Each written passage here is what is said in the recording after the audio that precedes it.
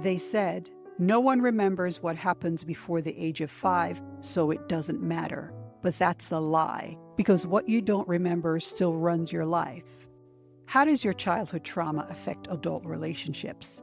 Can early experiences you don't remember cause anxiety, fear of abandonment, or even intimacy issues? You don't remember the night you cried and no one came, but now you panic when someone doesn't text back. You don't remember the way your parents argued, but now your heart races every time you hear someone's raised voice. You don't remember being left alone in a crib too long, but now love feels like abandonment. You don't remember it, but your nervous system does, and it's been scripting your relationships ever since. You don't remember being in the womb either, and yet here you are, shaped by its rhythm, miraculously. You don't remember the first time you had a fever.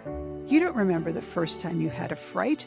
You don't remember your first desperate cry that no one answered, but your body does, your nervous system does, and your relationships do. And by the end of this episode, you'll never again dismiss those early years, because they are the blueprint for why you love the way you do, why you fear abandonment, and why you keep repeating the same emotional patterns. Welcome back, beautiful soul. This is Couchtales. I'm your host, Analia.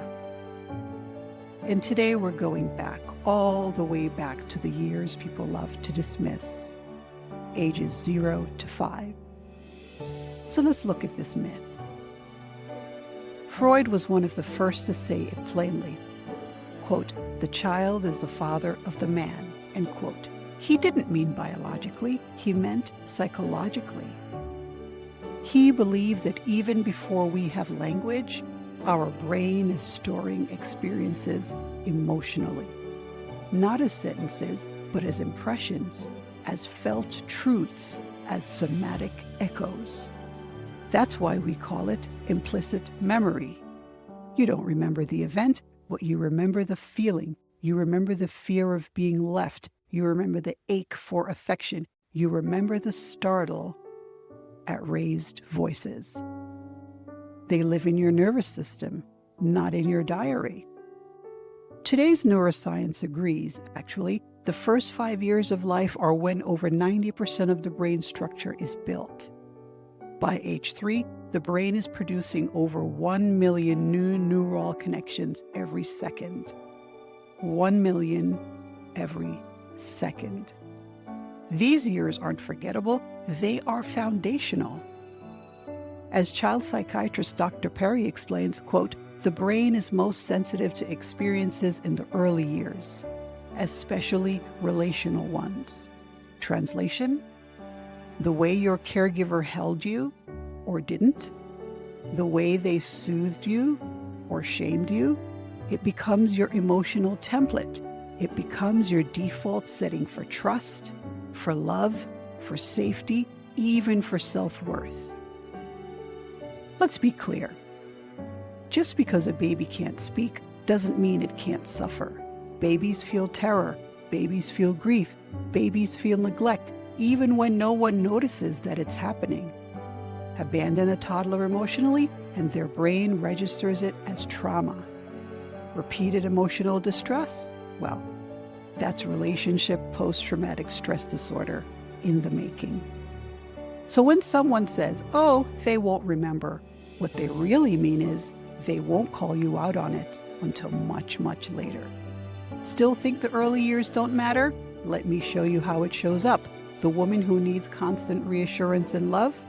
Her mother left her to cry it out alone. The man who flinches at conflict?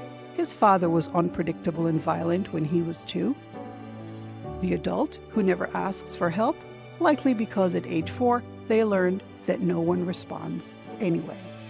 They don't remember those moments, but they relive them in every relationship, in every fear, in every act of self-sabotage. So let's look at some shareable quotes from today's episode. You don't need to remember the fire to live with the burn. Before you had language, you had a nervous system, and it remembered everything. Your patterns are proof of your past, not your personality. Trauma doesn't need a plot, it just needs repetition. What you don't remember is still running you until you remember to heal it.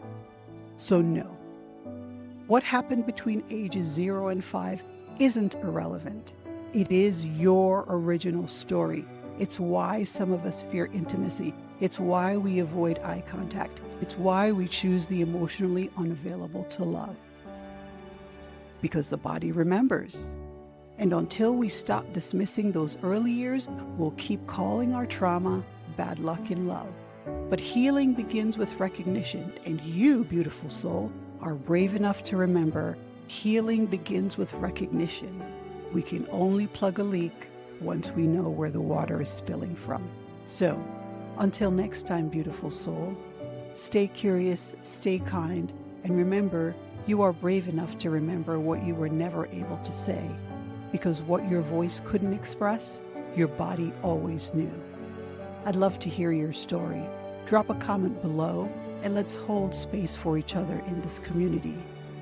If you're listening on a podcast platform, click the link in the description to watch the full video version. Your healing deserves to be seen as much as it's heard. Oh, and stay tuned for next week's episode of ways you can go about starting to heal these wounds.